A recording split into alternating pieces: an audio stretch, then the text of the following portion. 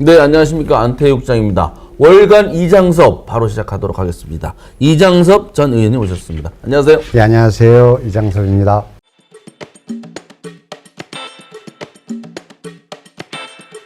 여기 분위기가 좀 바뀌었죠? 예, 많이 바뀌었네요. 제가 뭐 이렇게 저렇게 방송 출연을 많이 했는데, 네. 이런 야외 스튜디오에서 방송을 하기는 처음입니다. 아주 좋습니다. 네. 저희 대성로 스튜디오에서 야외 스튜디오를 이제 만들었는데요. 엊그제하고 어제는 여기서 뭐 음악 감상회도 했는데. 예, 들었습니다. 여기 동네가 좀 조용해서 더 추워지기 전에 한두 번 정도는 여기서 인터뷰를 한번 해볼까 싶습니다. 네, 근데 날씨는 오늘 아주 춥진 않습니다. 좀 꾸물하네요. 자, 요새 전국이랑 비슷한 것 같은데 오늘도 정치 얘기 같이 말씀 나누도록 하겠습니다. 윤석열 대통령 국정 지지율이 뭐 별로 나아질 것 같지 않다. 저번에도 말씀하셨는데 자꾸 뭐 더 추락하는 거 아니냐 싶습니다. 최근에는 한 20%대로 다시 떨어졌고 언론에서 그 얘기를 많이 하더라고요. 대구 경북의 민심이 돌아선 거 아니냐. 충청 민심이 더 중요한 거 아닌가 싶긴 한데 그래서 어떻게 생각하십니까? 아마도 이제 며칠 지나면 11월 10일인가요? 네. 이제 소위 반의 전환점으로 돌아가죠. 이제 임기에 네. 절반을 이제 넘어가는 시점인데 임기 2년, 취임 2년 반짜리 정권이 도대체 이거 어떻게 하면 이런 여론 지수가 나오는가 정말 국가적으로 큰 불행이다라는 생각도 들고요. 한편으로는 우리 한강 작가가 노벨 문학상을 받았어요. 네. 엄청 큰 상이고 그야말로 대한민국의 국격이 올라가는, 그래서 국민들이 큰 자부심을 느낄 만한 사건이 이제 지난주에 있었는데, 이게 대통령을 쳐다보면 예, 국정을 쳐다보면 참 정말 안심스럽고 이거 어떻게 해야 되나. 뭐 저뿐만이 아니라 국민들 모두가 그렇게 생각을 할 것 같습니다. 이거 어떻게 해야 되나. 예, 국민들한테 희망을 줘야 될 정치고 대통령인데 큰 짐이 되지 않나, 그런 생각을 해봤습니다. 네. 그런데 이제 윤석열 대통령은 뭐 한동훈 대표랑 면담인가 하고 난 다음에 부산 가서 돌 던져도 맞고 가겠다, 뭐 업보로 여기겠다, 이런 얘기를 해서 되게 좀 의미심장한 무슨 자세를 가진 것 같은데, 그게 뭐 앞으로 국정 운영 방식이라든지 본인의 태도 이런 거는 뭐 안 바꾸겠다, 이런 선언일까요? 글쎄요, 저도 그렇게 들었어요. 저건 또 무슨 소린가. 돌을 맞겠다니. 돌이라는 게 따져보면 이게 국민들의 생각이지 않습니까? 네. 민심. 제가 보기엔 그런데 민심이 국민들이 당신 잘하라고 질책하는 것들인데 그거를 맞고 가겠다 그러면 도대체 이 양반이 무슨 생각을 하고 있는가. 네. 더 암담하고 더 희망이 없다라고 보여지고요. 국민들에게 대들겠다는 건가, 이런 생각도 좀 들고 해서 아마도 뭐 표현력이 부족하기 때문 아니겠는가. 예, 그런 생각이 들고요. 그러면 그래도 이제 우리 윤석열 대통령이 무엇을 하려고 저런 생각을 할까, 이런 좀 고민들을 해봤어요. 근데 도대체 오늘도 뭐 이제 오기 전에 속보를 보니까 예. 4대 개혁을 뭐 추진하겠다 그러는데, 이 4대 개혁이라는 게 뭐 노동, 의료, 지금 뭐 교육, 노동, 뭐 이런 연금, 네. 뭐 이런 부분들인데, 과연 국민들이 지금 우리 대통령에게 원하는 국정의 중심, 핵심 과제들에 이게 맞는 건가라는 생각도 좀 들고요. 어쨌든 용산의 참모들을 하고 좀 머리 맞대고 많이 고민해야 되지 않을까, 그런 생각합니다. 네. 의원님 예언하신 대로 다 가는 것 같아요. 그래요? 뭐 한동훈 대표가 그렇게 대통령에게 도전하거나 그런 배짱도 좀 부족하지 않겠냐, 그런 얘기를 했습니다. 나름대로 뭔가 뭐 건의도 하고 뭐 그러는 것 같은데요. 뭐 면담 전도 그렇고 그 이후도 그렇고 말은 안 먹히는 것 같은데, 한동훈 대표가 대통령을 설득할 수 있겠습니까?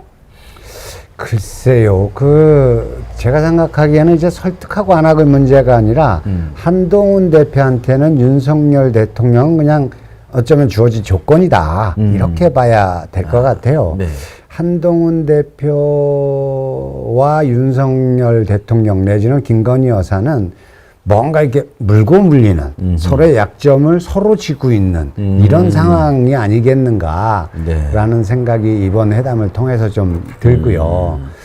그런데 이제 윤석열 대통령은 이 단임제니까 이제 네. 2년 반 뒤면 끝나는 겁니다. 이제. 그렇죠. 예. 자기 마음대로 할 수 있죠. 네. 어떻게 보면 윤석열 대통령의 성품으로 보면 무서울 게 별로 없는 입장일 수 있어요. 아쉬울 게.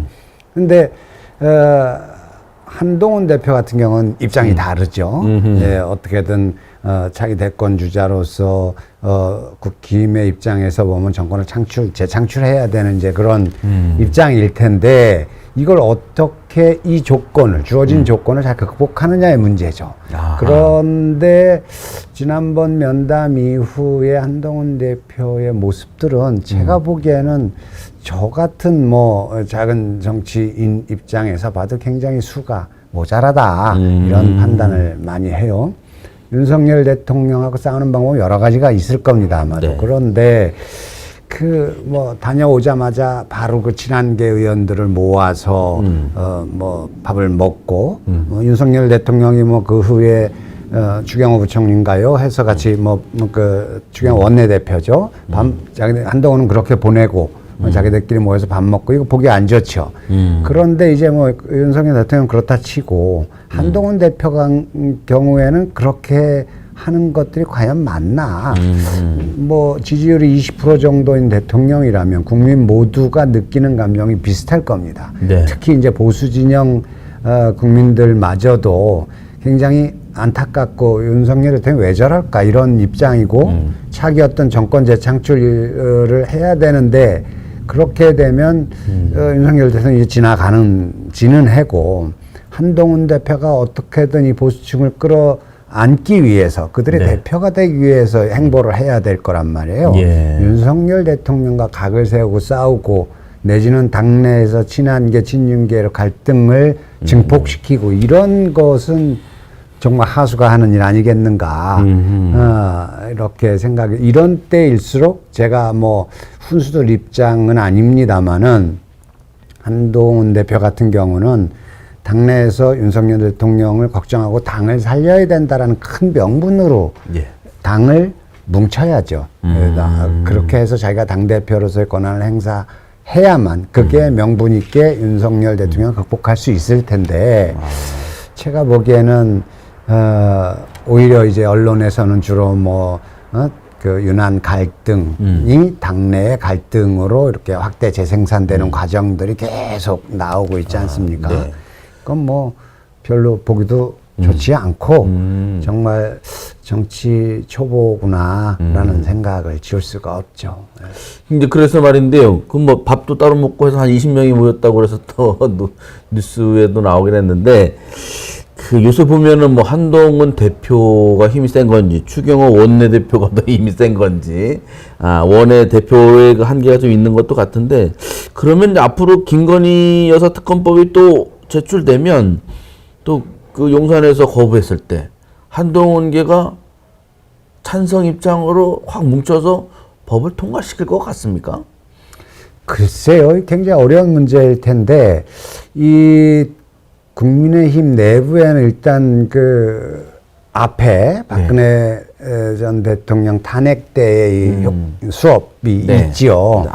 거기에서 유승민 전 의원이라든지 여러 탄핵 찬성을 했던 사람들이 소위 배신자 프레임에 gat이면서 대권 행보에서 지금 완전히 밀려난지는 모르겠습니다만 대권 행보에서 일단 처지는 이런 것들이 있기 때문에 쉽게 결정할 수도 없을 거다라는 판단이 들고요. 단순히 김건희 특검법 이 문제가 전면에 나서는 것들이 과연 한동훈한테 유리한가? 그러면 한동훈 대표는 어떻게 이 국면을 타개 나갈 것인가? 라는 부분들에 대한 고민이 먼저여야 될 텐데 그 얘기는 이제 다른 곳으로 시선을 돌린다든지 국면 전환 뭐 이런 부분들 과연 뭐 그럴 수 있는 부분도 없겠고 한동훈 대표 쪽이 아직은 당내에서 굉장히 소수이기 네. 때문에 네. 그리고 앞전에서 말씀드렸듯이 한동훈 대표야말로 윤석열, 김건희 이 두 부부의 뭐 황태자격 아니겠습니까?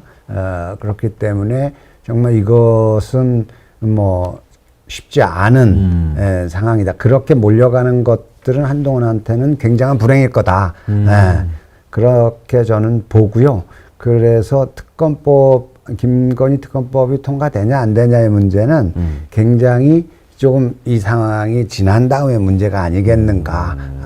바로 뭐 그런 상황이 닥칠 수 있는 기에는 아직 상황이 무르익지 않았다. 저는 그렇게 보여집니다. 아직도 가야 할 일, 또 뭐 이렇게 서로 논의하거나 검토하거나 뭐 할 일들이 상당히 많은 거네요. 그러니까. 그렇죠. 이게 이제 어디에서 이 종기가 나면 네. 고름이 꽉 차서 차야 터지는 건데 예, 아직은 이제 차오르는 상태인 것이고 네. 그렇기 때문에 뭐 그 친한계 한동훈 일부가 어떤 그런 쿠데타 하듯이 단행하기에는 좀 쉽지 않을 거다라는 생각입니다.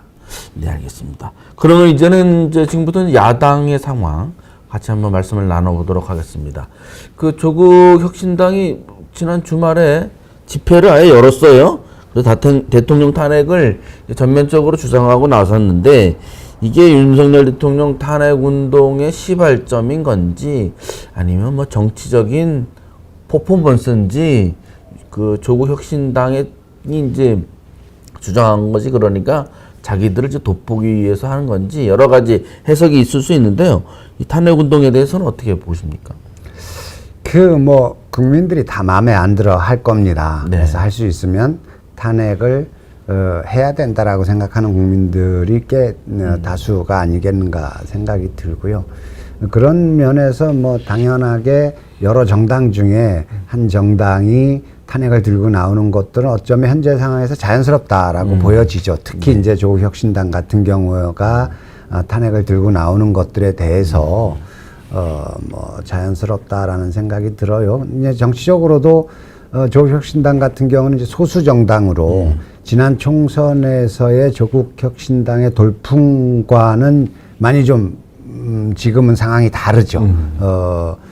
그 우당이라고 해야 되나 하여튼 민주당과의 관계도 민주당도 조국 혁신당이 더 크는 것들에 대해서 굉장히 좀 뭐 달갑지 않게 생각하는 분위기일 수 있겠고요. 그렇기 때문에 그렇다면은 그 국회라는 것들이 원내 교섭단체의 의석을 확보하지 못하면 그냥 소수 정당으로 전락되는 거거든요. 존재감이 없어지는 거죠.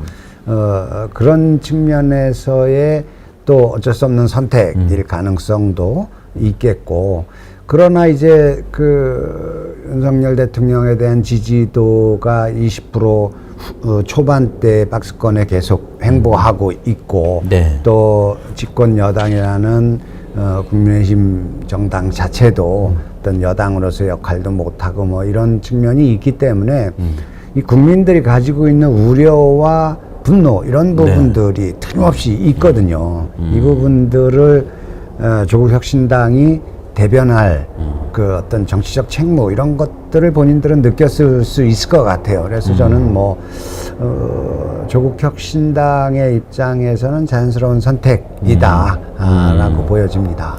그럼 이제 민주당은 어떨까요? 다음 주인가 대규모 집회를 이제 예고를 하고 있습니다. 탄핵이라고 그 명칭을 쓰진 않았는데 민주당의 전략은 앞으로 어떻게 갈 것 같습니까? 글쎄요. 민주당의 경우는 이제 조국 혁신당하고는 조금 다르죠. 책임을 지고 있는 제1야당이고 자기 정권을 현재 입장에서 보면 무조건 가져올 수 있는 그런 정당이거든요. 그렇기 때문에 조금 더 신중해야 되는 것들이죠. 탄핵이라는 것들이 뭐 누구나 다는 아니지만 대부분의 국민들이 쉽게 탄핵을 해야 된다라고 생각할 수는 있겠으나 여러 가지 조건들이 좀 있을 겁니다. 이를테면 이제 국민적 분위기, 특히 이제 여론 조사가 지금 이제 20%대 초반에서 네. 계속 행보하고 있다면 이 국민적 분위기는 뭐랄까 충족되어 있다 탄핵에 저는 그렇게 보여집니다. 그러나 이제 분위기는 분위기인 것이고 그 다음에는 뭐 범죄라든지 대통령의 어떤 범죄라든지 엄청난 국익을 훼손하는 정책이라든지 일들을 했느냐, 뭐 이런 측면들. 그러니까 헌재가 판단할 때 이 대통령으로서 헌법을 위반했다라고 할 수 있는 뭐 그런 어떤 상황이 발생했거나 네. 아니면 그 정도는 아니어도 어떤 그 범죄를 기반으로 해서 국민적 분노가 이제 타올라야 되는 거죠. 지금은 윤석열 대통령이 잘 못한다라는 정도의 분위기가 지금 이제 20%대가 있는 것이고 이게 분노로 가기에는 특별한 어떤 사건이 있어야 되는 거죠. 뭐 트리거라고 얘기하기도 네, 하는. 네, 네. 그럼 뭐 최근에 이제 명태균 뭐 이라는 사람이 이런저런 것들을 조금씩 꺼내놓고 자기의 생존 전략인지 뭔지는 모르겠습니다만은 조금씩 꺼내놓고 있는데요. 네. 여기서 이제 결정적인 어떤 트리거 역할을 할 수 있는 상황이 발생을 한다든지 뭐 이렇게 돼서 탄핵은 몇 단계를 이 과정을 지나하면서 이게 다 모든 것들이 충족돼야만 이제 할 수 있겠고 확신 그 범죄 행위라든지 이런 부분들이 확실해야 네. 그 책임 있는 제1야당으로서 탄핵이라는 말을 공식적으로 꺼낼 수 있을 거다. 그러나 이제 야당 입장에서는 현 정부를 견제하고 현 정부의 잘못된 일들에 대해서 지적하고 국민적 공분을 일으키고 뭐 이런 역할들은 해야 되기 때문에 그와 유사한 뭐 여러 대규모 집회를 하는 거는 전략적 선택으로 할 수 있겠죠. 또 이제 아주 작은 개념으로 보면 지금 한동훈 윤석열 그 면담 이후에 정치권 뉴스가 다 그 용산 내지는 국민의힘의 어떤 친한 친윤계의 내분 이쪽으로 다 쏠려갔어요. 예, 약간 좀 민주당 쪽 무대에 불이 꺼져 있는 듯한 느낌이 좀 있죠. 정치적인 관점에서 보면 그렇습니다. 뭐 옳고 그르고를 떠나서 그쪽으로 이제 옮겨간 조명을 네. 다시 민주당 쪽으로 끌어들여서 윤석열 정부의 실정 그리고 대한민국의 이어나갈 방향 이런 책임 있는 수권 정당으로서의 자기 역할들 이런 부분들을 국민들에게 어필해야 될 필요가 있다. 뭐 그렇게 보면 그런 측면에서는 조금 더 민주당이 강하게 대규모 집회라든지 현 정국을 주도할 수 있는 여러 가지 역할들, 활동들을 해야 되겠죠. 그런 것들의 일환으로 보여집니다. 네, 알겠습니다.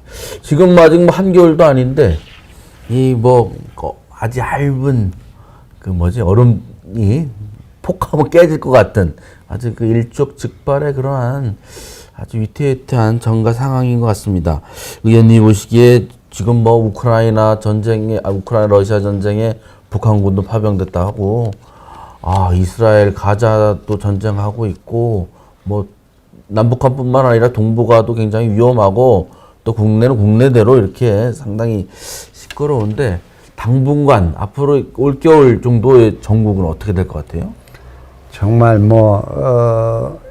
지금 말씀하신 여러 가지 그 변동 요인들을 보면 한치 앞도 예측하기도 어렵고 또 일촉즉발의 위기 상황이 맞죠. 네. 그런데 또 이 최근 들어와서는 큰 이슈들의 둔감해 있는 것이 전 세계적 어떤 현상처럼 예, 우크라이나 전쟁도 그렇고 가자지구 전쟁도 그렇고 굉장히 심각하고 과거에 뭐 이런 전쟁도 어느 지점에서 총성 한 방이 나도 다 전 세계 예민하게 반응을 했었는데 네. 그렇지도 않죠. 당장 뭐 우리의 현실도 남북 간의 현실도 정말 과거 같으면 굉장한 위기 상황인데도 국민들 대다수가 좀 담담한 측면이 있어요. 네. 그래서 올 겨울이 뭐 어떨까? 저도 참 충분히 상황적 요인으로는 굉장한 변화와 뭐 이런 것들이 있을 것 같은데 또 한편으로는 과연 그럴까 이런 생각도 좀 있고요. 그래서 좀 지켜봐야 되고 그래도 변화가 없고 평안한 상태가 유지되는 게 좋겠죠. 네, 알겠습니다. 지금도 인터뷰 막바지에 햇볕이 떠서 가을 햇살이 지금 내려쬐습니다. 우리나라뿐만 아니라 전 세계적인 전국이 의원님 말씀처럼 평안하고 조금 더 따뜻해졌으면 좋겠습니다. 오늘 나와주셔서 고맙습니다. 예, 고맙습니다.